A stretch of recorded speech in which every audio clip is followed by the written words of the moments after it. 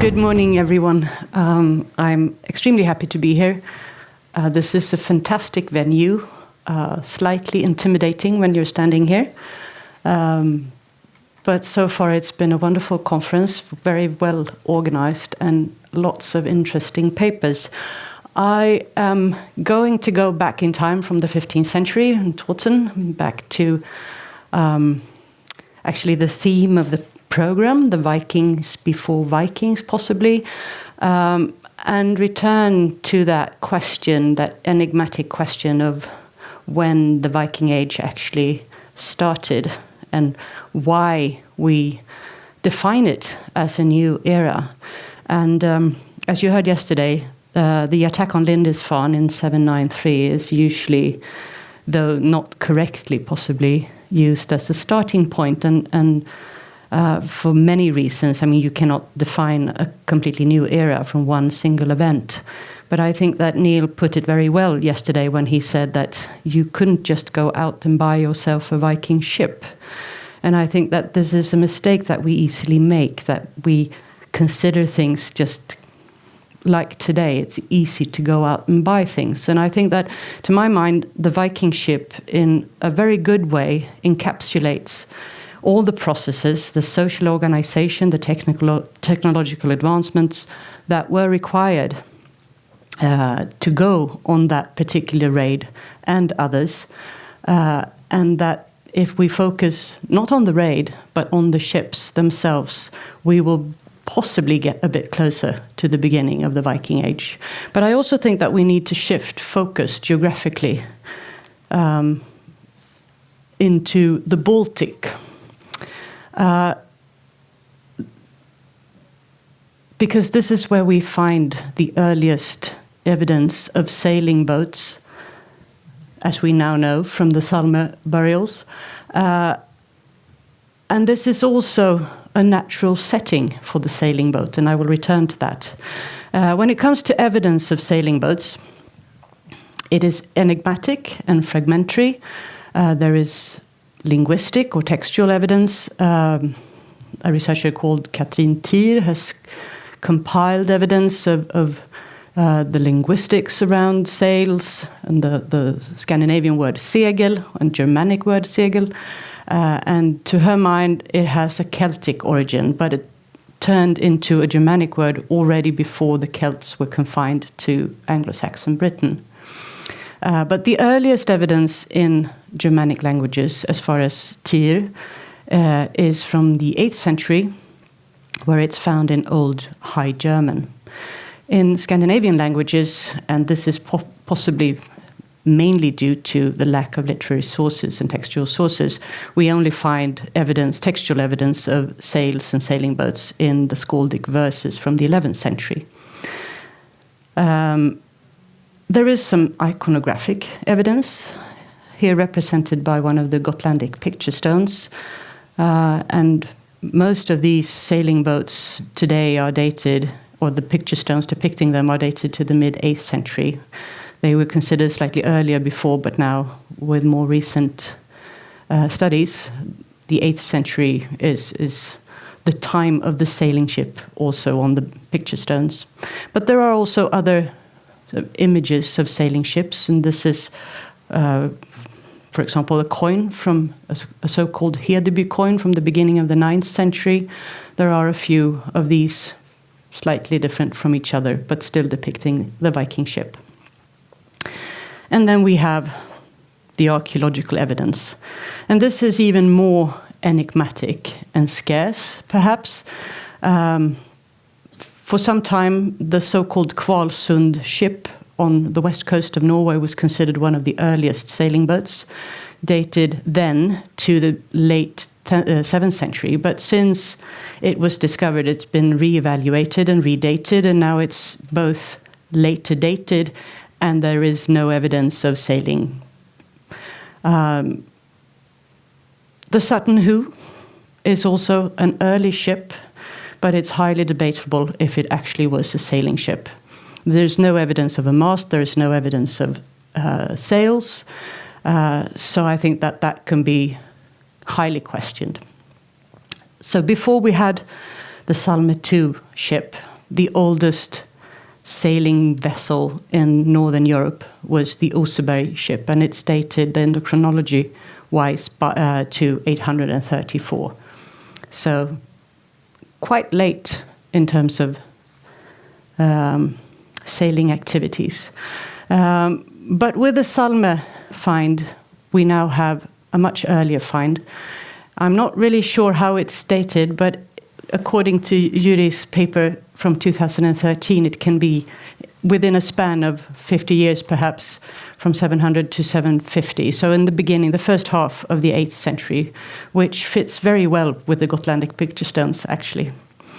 And I would like just to please bear in mind that these ships are not just wood.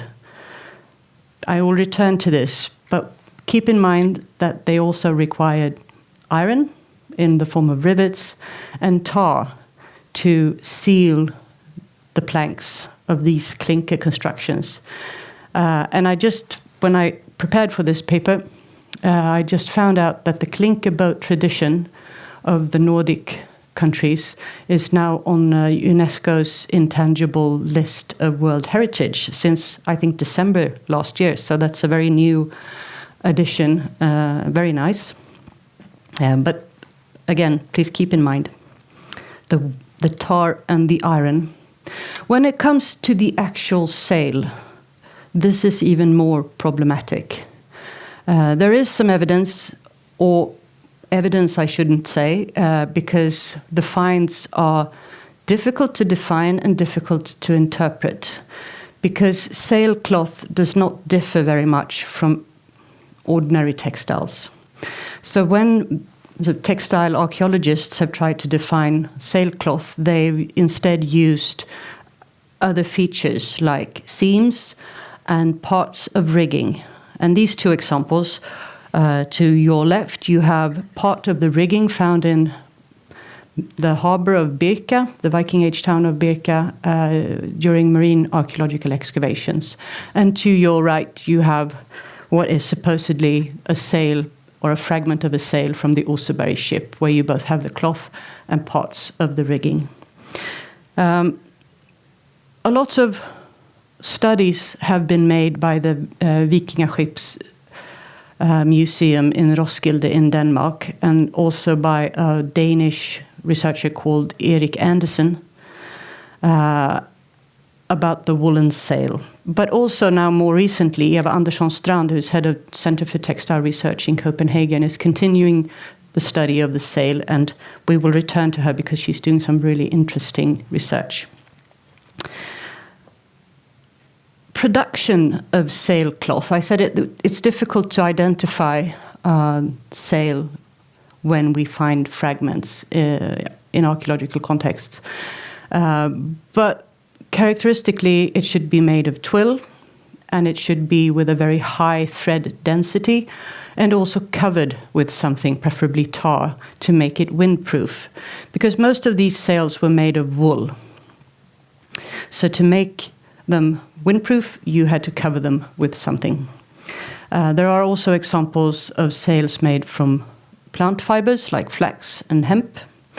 But either way, the process of making sails was extremely time-consuming and very, very resource-intense. So Eva Andersson Strand, whom I mentioned, she's made some calculations based on the sail of the Ladby ship. And the Ladby ship is a longship it's dated to approximately 900, and it had a sail that is estimated to have been 61 square meters. And to make that sail, you would need more than 58 kilos of raw material. Or, if you made it from linen, 43 kilos of linen. And the number of spinning hours and weaving hours for one person would be 4,148, and that is 12 hours a day for consecutive of 346 days. So almost a year's worth of work, all day, all week, for one person. and slightly less with the linen, but in the same kind of ballpark.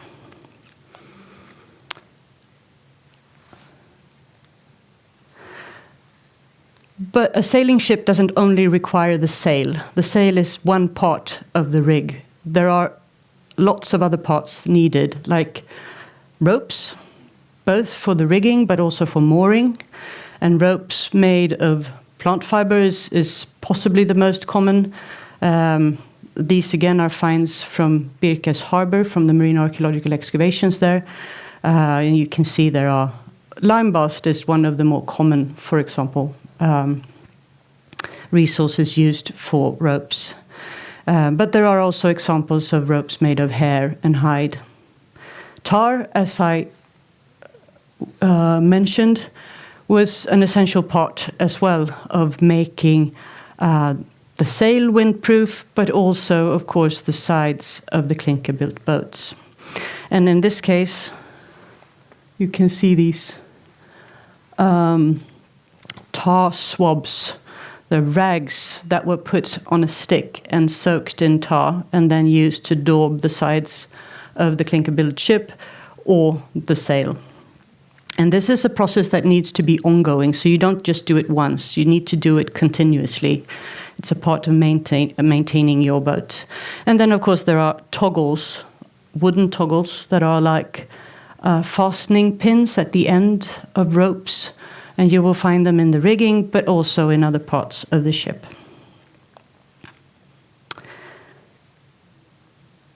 But of course, if you consider the ship or the boat, not just its capacity to sail, but the crew and the people that make it sail, there are even more needs for textiles. So the textile needs of a longship crew is also something that Eva Andersson Strand has tried to estimate. And she'd made a list, and this is also for the crew of the Ladby ship, but it includes the clothes of the men, of course, jackets, trousers, tunics, but also blankets,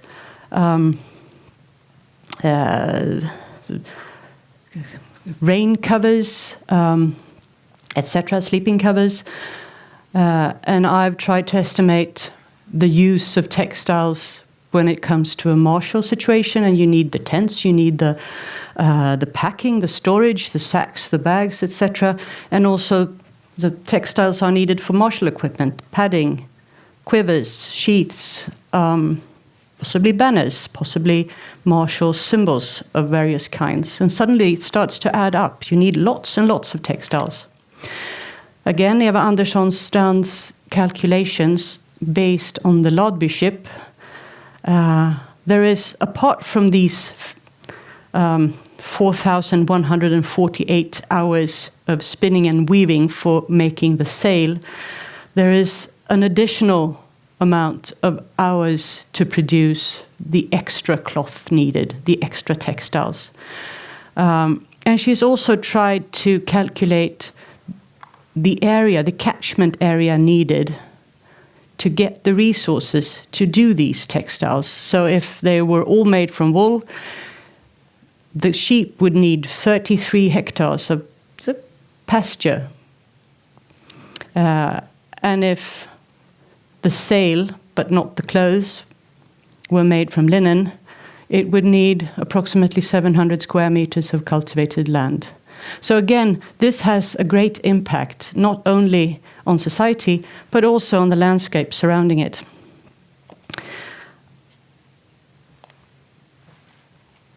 The Ladby ship is just one ship, and it's a long ship, so it's kind of a warship, and it has a relatively large crew of slightly over 30 people, individuals. But there are similar estimations for, like, the Skuldelev 1, which was a cargo ship, an ocean-going trader. And you can see that it has a much smaller crew of 6 to 8 people rather than the 30 of the long ship. And it would be interesting, I just put in Salme 2 here, just to make a comparison, because we don't have, of course, we don't know how many men were on that ship from the beginning. We know how many were buried on it, but we don't know if they represent its full crew or if there are slightly more or slightly less. But if we accept it as a ballpark figure, it puts it in kind of the same size or estimates as the Lodby. And it would, of course, be very interesting to have some kind of a figure on the size of the sail. Now, bear in mind, this is 150 years earlier than the Lodby ship, so much may have happened in the size of sails and the construction of sails that we don't know of. But I'm returning to the other resources needed. We've talked about textiles and the wool and the flax and the linen and so on. But as I said, there was a great need for other types of resources as well. We need iron for the rivets and tar for the sealing of the boat and sail.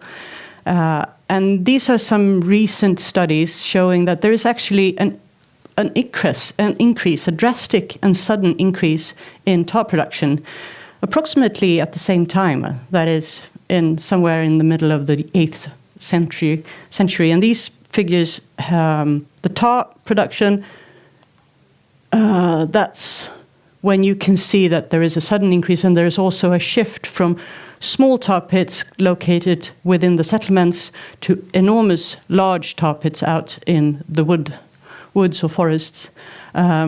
This is a study made by Andreas Hennius. But also in iron production, we can see a similar peak in production. And this is a study made by Gert Magnusson. You can see that somewhere between 700 and 800 and 90, there is a sudden increase in iron production, which was, of course, also needed to make these ships. When it comes to wool, there is no study as yet, but Eva Andersson is just initiating research in this area, and the impact of the sheep on the landscape, which I think will be very interesting. Plant fibers for ropes and also wood, growing wood, forestry, are surely parts of this, but we don't as yet know of any. There needs to be more research done on this. So, was the sailing boat a prerequisite for the beginning of the Viking Age? What did it deliver? Why was it important? Well, this is, of course, a question of speculation, but it was a means of higher mobility, possibly higher speed. It increased the range of travel. If you had a cargo ship, you would need a less. You could minimize your crew and then have more extensive cargo space. If you had a long ship and you had a crew that needed to be, so preferably be more rested and recreated before going into battle, sailing would provide some relative rest from rowing. I think that we should also consider the area in which we look at the boats and ships, because they reflect the activities within this particular area. And I would like to focus very briefly on the Baltic landscape, the landscape or the seascape of the Baltic Sea, because I think that is an important piece of the puzzle.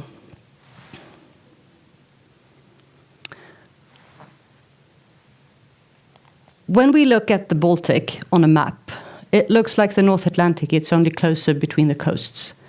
But this is not, as I think we all know, not the case in reality, because the Baltic Sea, in reality, is a very difficult water to navigate. There's a jumble of islands and shallow waters. You really need to be a skilled navigator, or you need a local guide or a pilot that will help you through parts of the areas of this seascape.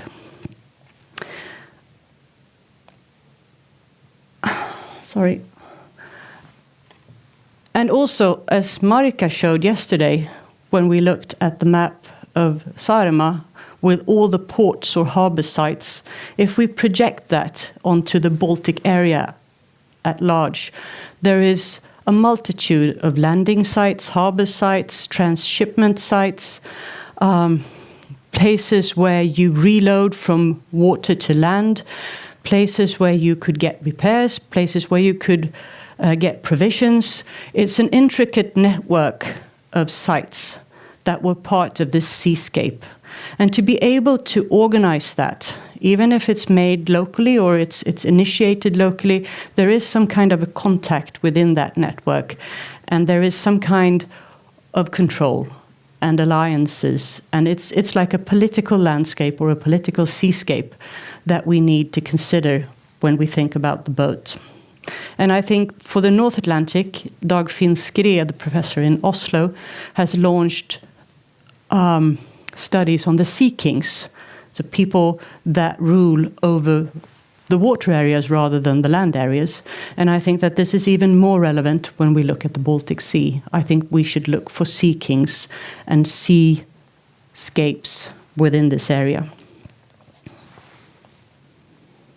So, concluding, the sailing boat of the Viking Age is in many ways a symbol of, it's the iconic symbol of the Viking Age, right, with the sail, but it also embodies many of these features that we have come to characterize as typically Viking Age. It required enormous amounts of resources, both a large variation of them, but also needed great catchment areas. The scope of production in terms of resources was great. Production of the actual sail and production of the actual boat also required people, time, planning. It was highly labor intense. And if we place the ship or the boat within its natural arena, the seascape, we also start to see the establishment, organization, and control of a web of sites linked to seafaring. So I think that sailing boats, to my mind at least, is a very good way of considering the start of the Viking Age, because it, as I said, embodies a lot of the aspects that we've come to consider as Viking. Thank you.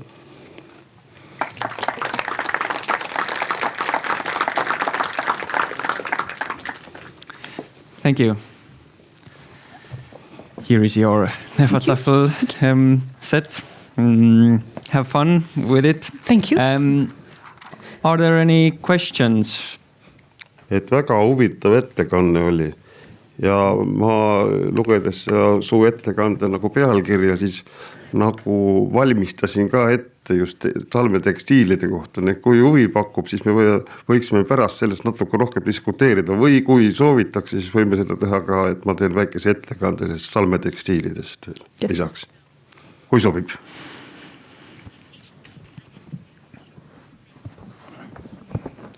Yes, please. Thank you. Tahaks küsida selle purje impregneerimismaterjali kohta.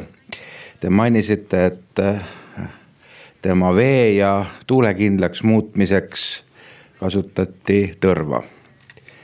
Olen ise valmistanud 3 Vikingi laeva purje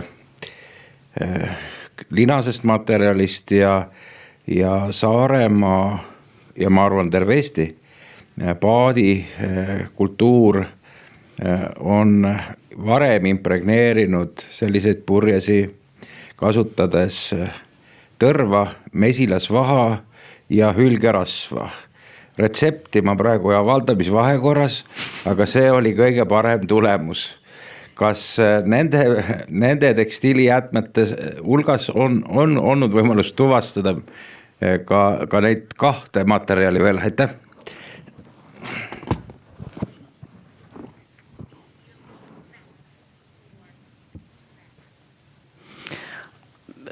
Thank you for a very good question, and I must admit I'm not a textile expert.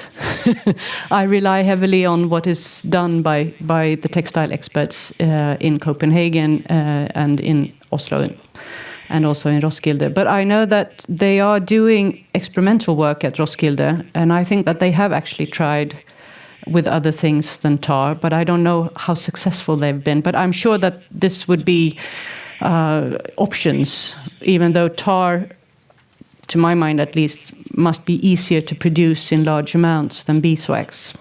But also, of course, as you said, fat from animals might very well be an option. So sorry, I cannot answer. I have two questions. So the first one, you mentioned that the word segel might come from Celtic. So is it believed that the Scandinavians appropriated the idea of the sail from others, or is it believed that they invented the idea of the sail themselves? And the second question is that is it known who and where produced those ships and those sails? So this is a highly complex production, of course. So was it like some special centers that had some privileges from the political leaders, or are we talking about some kind of a marketplace even, or how was it done? Excellent question. And I think this is exactly what we need to explore. Where were they made, by whom, and how was it organized? Because it required a higher level of social organization to keep people working. And nothing is saying that, I mean, the people producing sails to this extent might have been unfree. They might have been unfree labor, but they still had to be kept with food and some kind of living arrangements. I know that there are, in the southern parts of Scandinavia, there are a few settlements that have extensive evidence of textile production, and they have these pit houses with lots of loom weights and spinning wheels and etc. So one could imagine that these sites were the big-scale producers of textiles. We don't know if they produced sails.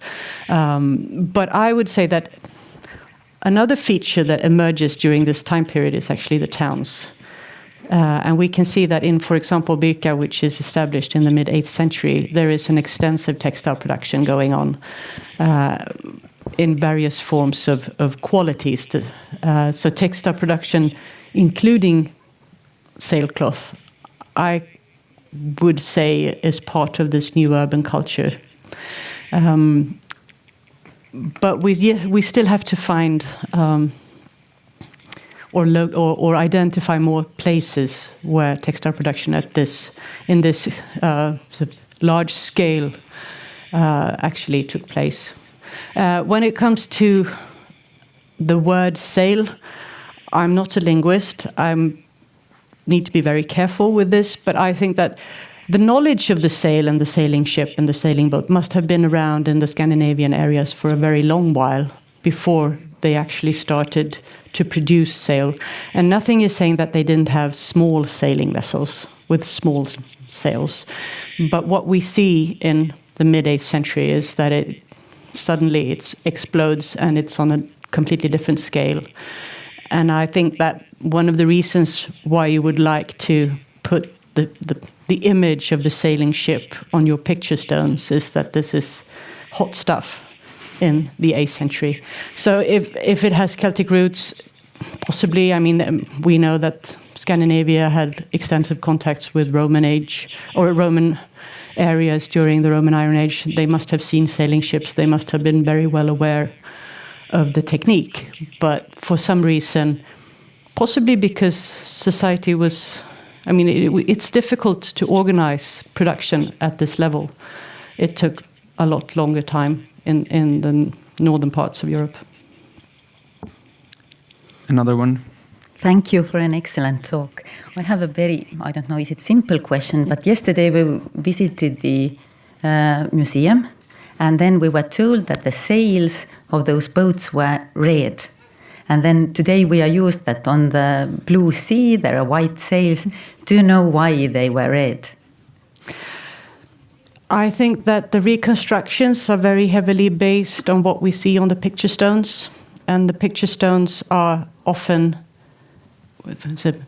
painted in red and white and sometimes in black. And we can see on the picture stones that they also have these This is the square pattern or the Harlequin pattern, and it's also been discussed quite a lot what that represents. And there's been reconstructions where they've used sailcloth, so widths of sailcloth, and like plated them. But the textile experts today say that that cannot have been the way that they were actually. It doesn't represent that. It represents something else, and possibly it actually represents the rigging. So you have the sail, and the most natural way would have been to have, the width of the textile sewn together, but the cross shapes represent the rigging, but we don't actually know. So.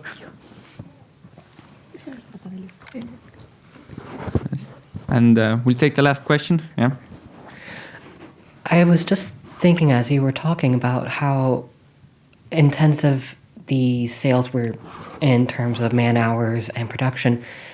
Would it be a possibility that when these boat burials were being buried, that they kept the sails and brought them back because they could be used again, and that's probably why we don't see them? Is that a thing we know historically, that these sails were highly valued? Yes, it's actually part of the textual sources, and I don't remember exactly the reference, but there is actually a reference from Norway, and then it's early medieval times, but there is this man whose ships are raided and they take everything, but when they take his sails, he starts to cry. Oh. So, it's a story, but it's still... So I think that they were very well aware of the investment in new sails. If they left them behind or not, I think that's a question for Yuri. If there is sailcloth in the Salme ships, possibly. So, yeah.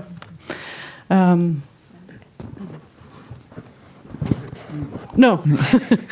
Because they deposited grave goods that were otherwise valuable as well as weapons. So maybe the warriors also needed a sail in the afterlife to sail their ship. Thank you.